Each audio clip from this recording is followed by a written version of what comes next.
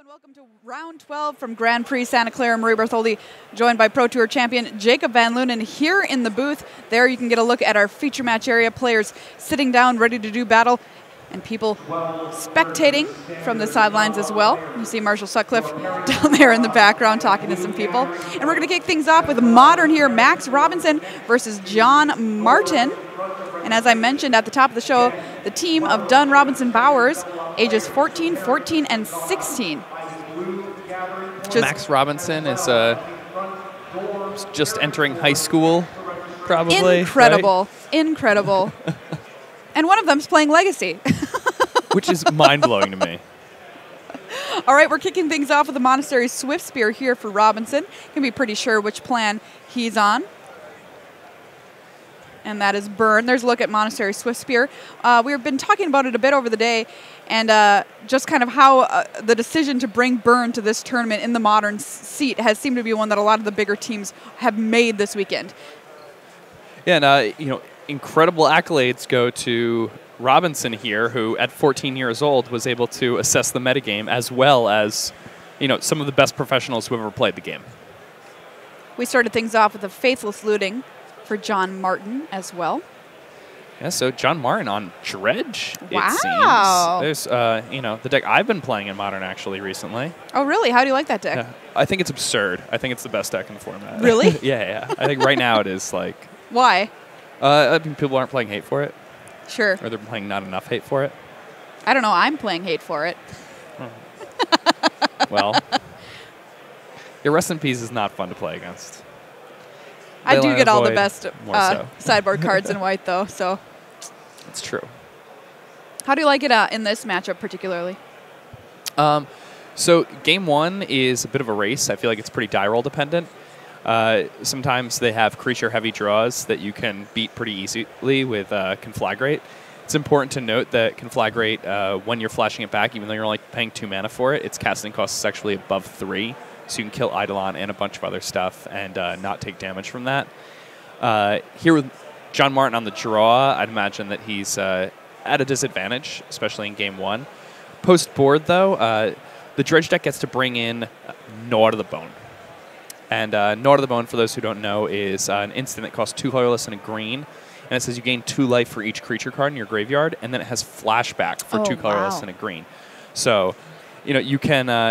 as a Dredge deck, you don't really need to be paying mana for things once you're at that stage of the game. So you can kind of leave up that mana and force your opponent to, when they tap out for a burn spell, you can just cast the Gnaw to the Bone and not really have to worry about getting, Skull Cracked or a Targus Commanded if they are playing that card. John Martin, though, pretty up against it here already in the game on 10 life, facing down 2 Monastery Swift Spears. Their prowess, pretty scary thing from any burn spell that Max Robinson might be holding in his hand as well. Yeah, John Martin in a really bad position here. Yeah, absolutely no board presence. It's still early in the game for him as a Dredge player. And losing a die roll in this matchup is certainly not where you want to be. All right, just has to throw the turn back over to Max. See how much damage he can do on this turn. Eidolon of the Great Revel is the play. And here, Martin with no Conflagrate in the graveyard. That means that this is a really, really rough situation for him right now. There's a look at Eidolon of the Great Revel. Whenever a player casts a spell with converted mana cost 3 or less, deals 2 damage to that player. So basically says, all right, do you want to cast that? Yeah, just, one of the best creatures for these red decks, and a card that has gotten tremendously better as the popularity of Storm has been on the rise, too. Just punishing all around. Storm player, Burn player, of course, not too worried about their own life total in most situations. Card that I've played with that actually interacts quite favorably against it is Nahiri the Harbinger. You can actually exile it even when it's untapped because it's an enchantment. Oh, sure. Yeah. All right, Stinkweed Imp back into the hand for John Martin.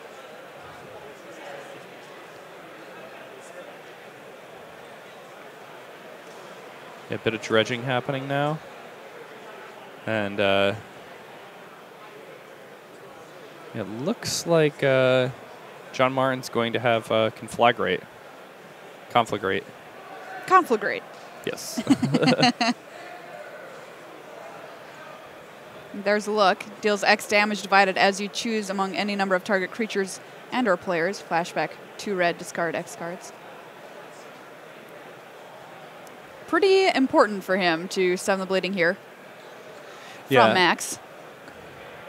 And the thing about the Dredge deck is it's really good at counterpunching.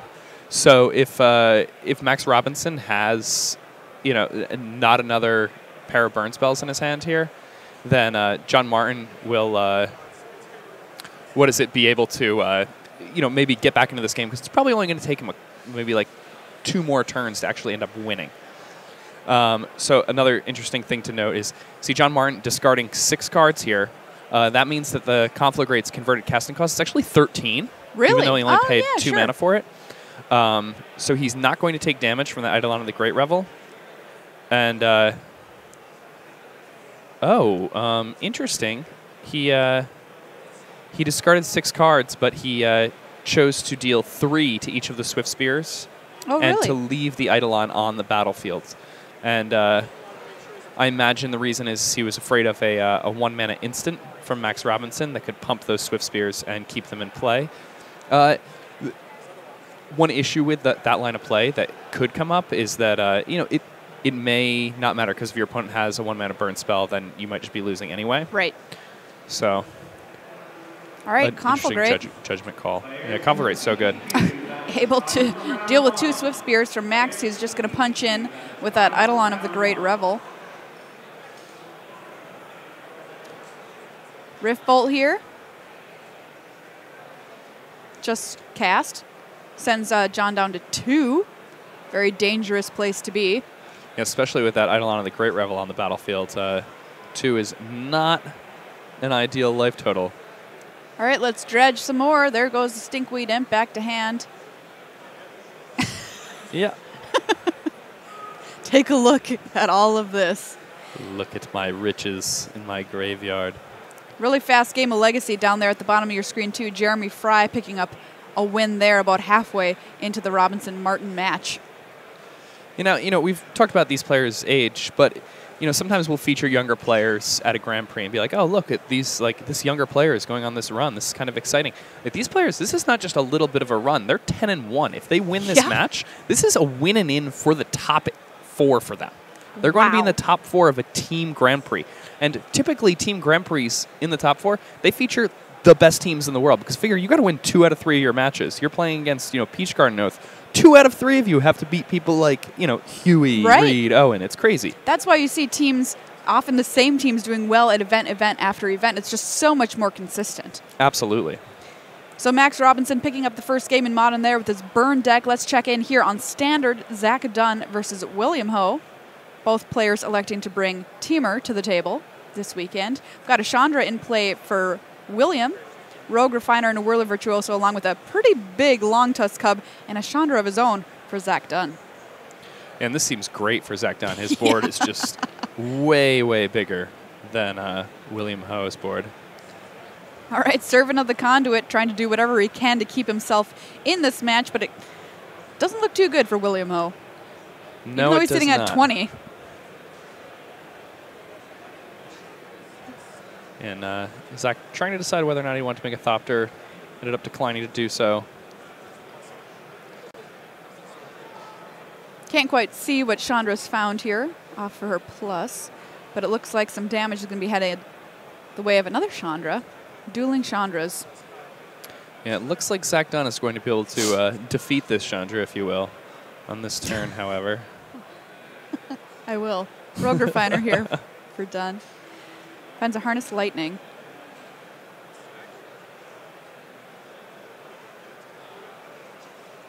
All right, swing, all out swing here from Zach Dunn. 2 at Chandra, 1 at Ho. So Ho going to go ahead and accept the trade between Servant of the Conduit and Rogue Refiner. Something that I'm sure Zach Dunn is very happy about. He already drew a card and got his pair of energy to William Ho's just pair of energy from the Servant of the Conduit. All right, here's a Whirler Virtuoso for Ho, but it's immediately going to get Harness Lightning. Yeah, a wise decision there from the 14-year-old Zach Dunn.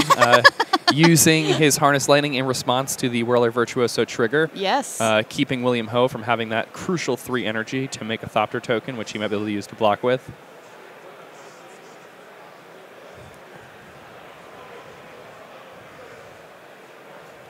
Looks like Dunn has this all but sewn up at this point of the game. Another Long Tusk Cub will join his army, swings in with the team. And that's a lot of damage here. Like, that Long Tusk Cub could be attacking for 10 if you wanted it to. I think he's going to settle for 7, 8, 9.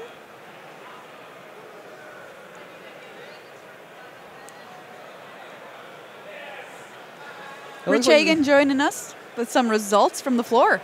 Yeah, updates. Looking at Ryan Hare, Alex Bianchi, and Ralph Batesh at 9 and 2 against Ben White, Eric Severson, and Ethan Gajewski at 9 and 2. So playing to stay in contention for the top 8. Standard, Ryan Hare with 4-color energy defeats Ben White's 1-0 with Ramanat Red. In the middle table, Eric Severson's Burn deck takes down the white-blue control of Alex Bianchi. And in the Legacy matchup, really good fun this, Ralph Batesh playing lands, Thespian Stage, Dark Depths, all that good stuff, took game 1 over Ethan Gajewski's 4-color control. So Hare, Bianchi, and Batesh in control early in that one. Wonderful. Thank you so much, Rich. Zach Dunn taking down that game. Rather easy fashion from William Ho. Let's check in on Legacy and find out what this very young Legacy player Jeremy Bowers has brought to the table. Well, here we're going to get a bit of a clue as we take a look at his hand, thanks to Cabal Therapy. All right, so Jeremy Bowers, it seems, is playing the mono-black Reanimator deck that also has the Dark Depths combo. Now, he's going pretty all-in on the Dark Depths combo. He not only has the Thespian Stage and the Dark Depths, but he also has Vampire Hex Mages, which are pretty good at dealing with enemy Planeswalkers, too, for what it's worth. So, just a general question. How much is the Reanimator deck hurt by including the Dark Depths combo, or do you think it's kind of a wash and it's just as powerful to keep it in? So the thing about this mono-black version of the deck is basically just rituals, tutors, and combo pieces. So it has multiple combos, it has a bunch of rituals, and it has combo pieces. If you've played, we've talked about Vintage Cube a bit this weekend. I'm sure a lot of you are at home playing Vintage Cube while you're watching the coverage. Sometimes you'll end up with these decks that are just different combos and tutors, and you're just trying to put your combos together. That's very similar to how this deck ends up playing its game. So, not quite as consistent, let's say, as a traditional deck, but can attack from a number of different angles. And, if an opponent gets some sort of graveyard hate in play and is able to protect it, it's not quite the same death knell that it might be for traditional Reanimator decks. There's a look at Lake of the Dead, which was in Bauer's hand there. When it comes into play, sacrifice a swamp or exile it. Add black to the mana pool, sacrifice swamp to add 4 black to your mana pool. Nice. Pithing Needle here from Bowers. Grizzlebrand in the graveyard, by the way, which is probably exactly where he wants it to be. But I love that there's cards like that that can allow you to cheat out your large creatures into play, as well as reanimating them from the graveyard. Options. Yeah, and I mean, Jeremy Frye, now he can no longer use that Deathrite Shaman to prevent that Grizzlebrand from being reanimated in some way or another. Definitely something that he's going to be worrying about here. The thing is that he doesn't know it, but Jeremy Bowers also already has the Dark Depths in hand, so he also needs to worry about Merit Lodge ending this game in short order. Gotta say, I do want to see a Merit Lodge hit the table. Cataxian Probe here for Frye. He'll know a little bit more about what's going on. From Bowers. So, well, I guess he does know about the Dark Depths in hand from an earlier Cabal Therapy. Ponder. And each of these spells that Jeremy Frye is casting while he's sculpting his hand and gaining information, they're also netting him a 1/1 elemental. And, in a game of Legacy, a lot of the time, when games get grindier, when they go a little bit longer, these little bits of chip damage, these 1/1s, they matter a lot. Because it's very easy to be trading 1 for 1 with the opponent, and to basically like never have to have a land past your second or third land if your deck doesn't want to because of cards like Brainstorm. Another Gitaxian Probe here for Frye. He's already seen what's going on in Jeremy Bowers' hand, so he's just going to draw a card. How many games of Legacy would you say are kind of decided by tiny little creatures attacking for incremental value versus a big splashy combo? Oh, wow, that's hard to say. I think that I'd say definitely more games are won with just attacking, just little things happening. You know, the presence of those combos is really important, though, because it's the reason why these little tiny, you know, activations of Deathrite Shaman and whatnot are the ways that games often end up ending that way. So people end up, you know, having nothing left in their hand after they've prevented a big combo from the opponent or tried their own and failed. Well, Jeremy Frye ponders his future. We have our very own Mark Calderero to give us some more floor results. Hey, thanks, guys. I was out on the floor watching the Madisonians, you know, Matt Severa, Sam Black, and Andrew Beckstrom. And, you know, Andrew Beckstrom was up against Vikram Kudva. You know, we saw him earlier playing that Rector deck that was sacrificing the right things, and Beckstrom got destroyed. Diabolic Intent sacking the Rector and getting a Cruel Reality. Beckstrom picked up the card, read it, and then scooped up saying, I don't know what I'm doing. And then when he lost the match, Sam Black said, wow, we're really getting worked. But luckily, Matt Severa with his Glorybringers, double Glorybringers, Glory, Glory, Hallelujah, beat Daniel Brubaker in his match. So they're tied up at one match apiece, and they're going for the round, and Sam Black is on Lantern Control. Wow. So it might be a little bit. Now, I've seen the best piece of teamwork I've ever seen in the room from this team. After Matt Severa finishes his matches, he takes all of Sam Black's notes for him during the match so Sam doesn't go to time playing Lantern Control. So it's this great time saver, great piece of teamwork, and I think it might serve them well in this rubber match that they're playing right now. Wow, thanks so much, Mark. Interesting stuff. That's a good idea. I think I might be convinced that I could play some Lantern Control if I had somebody else to do the clerical work for me. We're getting a lot of good ideas from players this weekend. Holding upside down your Thoughtseize cards that your opponent knows about in your hand. Getting notes for your opponents, or for your partners, rather. All right, well. Dark Depths. Dark Depths there with 10 counters on it. By the way, Wasteland is the name card with that needle. Delver of Secrets will transform here. Jeremy Bowers at 16 life, facing down pretty big army over there from Jeremy Frye, but he does have his combo pieces on the table. And I mean, Jeremy Frye, when he attacks here, it's going to be interesting to see whether or not he decides to attack with the Insectile Aberration. He chooses not to. Yep. All right, here we go. Thespian Stage becomes a copy of Dark Depths. Oh, nice.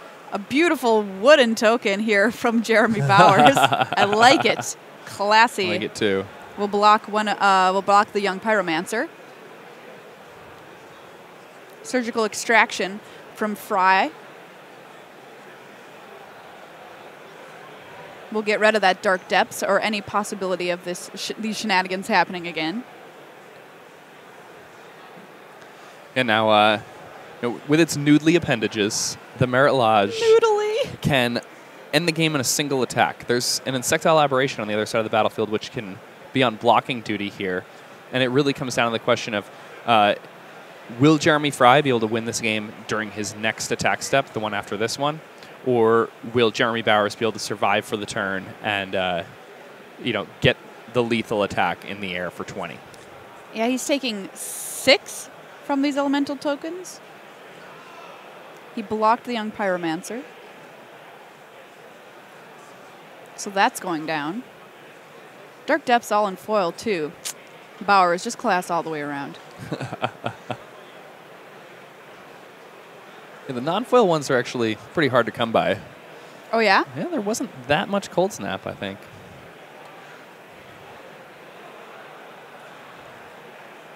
All right, so does Bowers have any way to deal? Well, Insectile Aberration is down, blocked by Jeremy Frye. Passes back. He's only going to be taking 1, 2, 3, 4, Yes, 7, 8 potentially. Yeah, now this looks like Jeremy Frye is going to have the win here. He has 7 elementals. He has a Deathrite Shaman activation, and I imagine that's 9 damage, and Jeremy Bowers' life total is 8. This could be the end.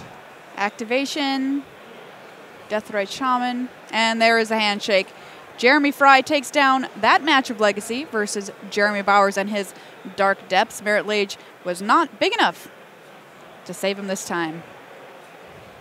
It's just so sad when you see a 2020 flying. Not good enough. Not good enough. I have a 2020 flyer. Guess what? Not good enough. Yeah, there's like this little insect flying. It like runs into the insect. It's like, whoa, whoa, whoa. I need another turn before I can keep going forward. So the team of Ho-Martin and Frye up 1W here versus Dunn-Robinson-Bowers. Let's check in on Standard here. Zach Dunn currently up a game over William Ho. Both players on Teamer Energy. Whirler Virtuoso and 4 Energy now available to Dunn. We can see that a lot has already happened in this game by taking a look at the players' graveyards. Vizier of Many Faces in the bin for Dunn. Chandra, Torch of Defiance for Ho. It's like both players have a ton of options on each of their turns, too. Lots of cards still in hand. Zach Dunn, less cards in hand, but he does have that Vizier, like you mentioned, in his graveyard. Could matter a lot. All right, here is the one and only Scarab God from William Ho. Attune with Ether. And now Scarab God, kind of a trump card in the Energy Mirror. There are ways that you can end up winning that war. Confiscation Coup is a nice answer. Essence Scatter, another good answer for the Scarab God. But if you let your opponent untap with a Scarab God in the Energy Mirror, it's almost always lights out. All right, let's see if Zach Dunn has any tools to be able to deal with this Scarab God.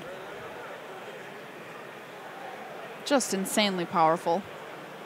I think it may be the most powerful card in Standard. Yeah, on my podcast, Magic the Amateuring plug, we did a end of the year show where we gave out awards for different cards over the year, and Scarab God won best card in Standard. just on its face value, best card. This card is good. There's Chandra. And you could say, oh, the Attune with Ether is so good, you need it. Long Tusk Scub is so good, you need it. Yeah, but neither of those is going to beat a Scarab God in the arena. True. Just 1v1. Oh my goodness. Did he untap before turning the Scarab God?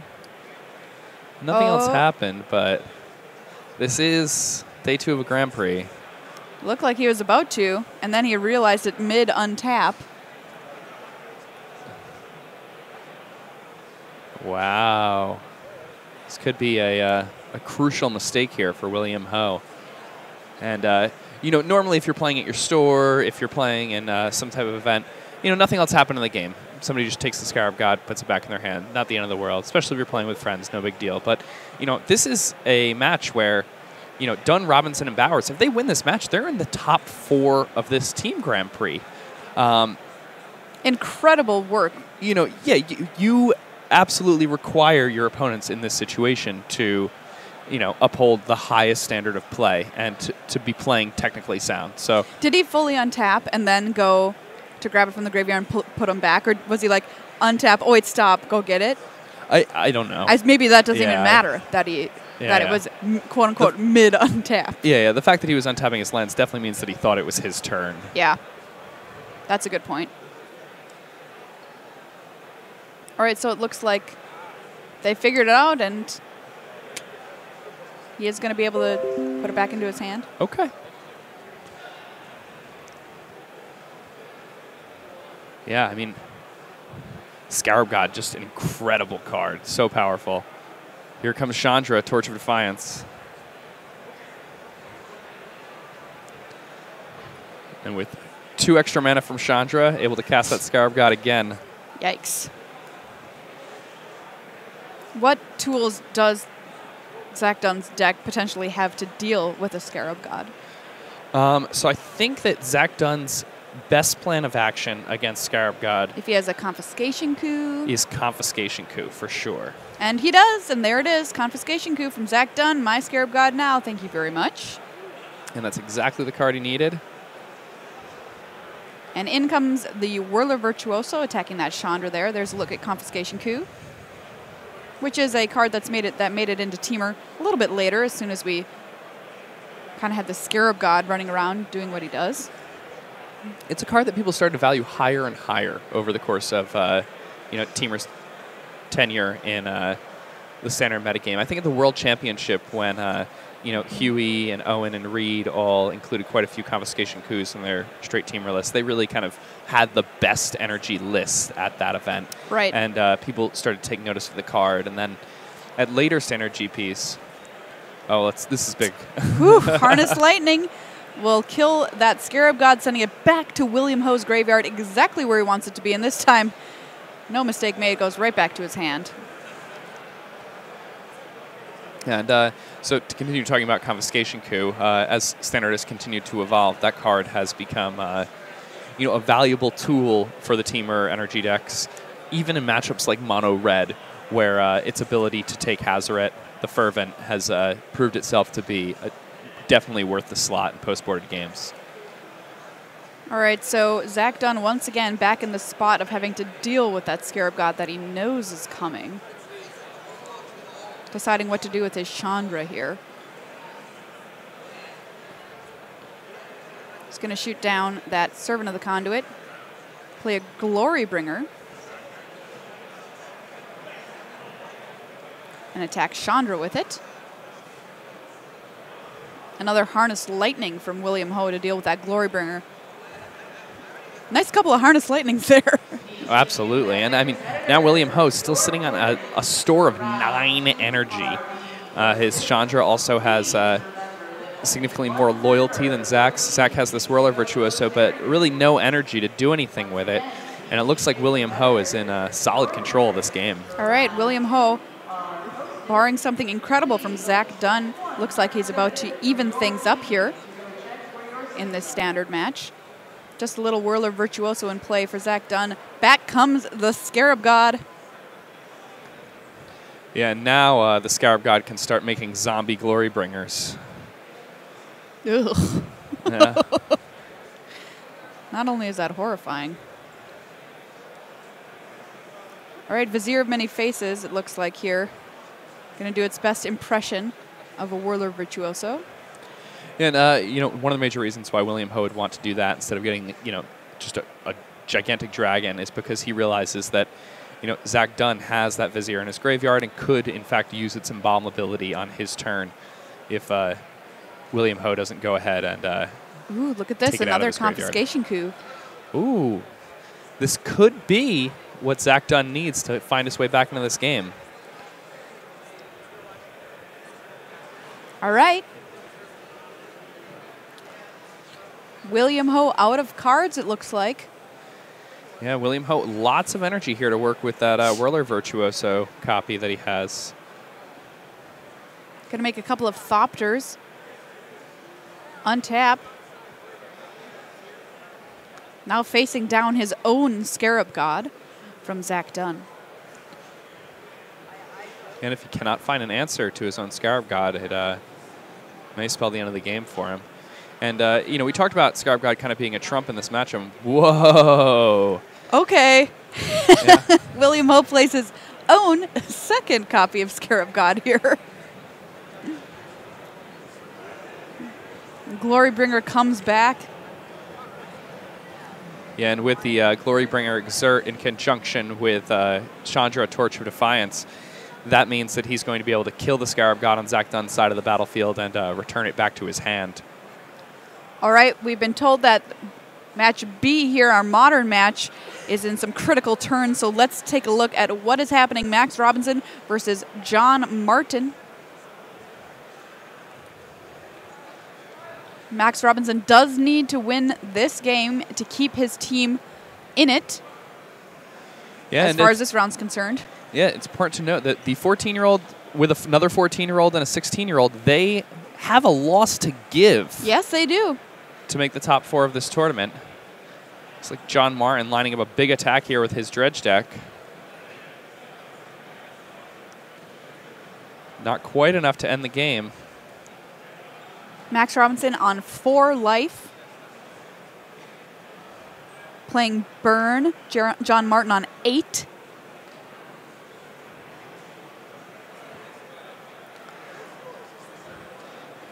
And I imagine this game is going to end within the next turn cycle. Life from the loam here for Martin. An interesting choice here for Martin because, you know, if he plays a land and then conflagrates, he's 1 damage shy of being able to kill Robinson. And in doing so, he could actually put himself into lethal range. Lightning bolt here hitting John Martin in the face. Going down to 5, Lightning Helix was the card revealed, and there is the handshake. Yeah, Max Robinson needed a pair of 1-mana burn spells or a land with a 1-mana burn spell and a 2-mana burn spell. Not quite good enough for Max Robinson, so the team of Ho-Martin-Frye advances to 10, 1, and 1. Zach Dunn, Max Robinson, Jeremy Bowers fall to 10 and 2. Still in contention here at GP Santa Clara. We'll have more Magic for you in just a second. Quick update here from Mark. What do you got? Oh, I'm just updating on the Madisonian team. Sure. Last we had seen them, they were 1 match to 1 match, and Sam Black's Lantern Control was, you know, hoping to be in control against Evan Nelson running Grixis Death Shadow. And it looked like, you know, well, it looked like Lantern is as Lantern does. You know, Bridge, Codex Shredder, Lanterns, and then using Whir of Invention, Search for Escanta, and Ancient Stirrings to find just all of the Codex Shredders anyone could ever want. And so Welding Jars saved the bridges at the critical moments, and Sam Black took the match with his trademark, just stoicism.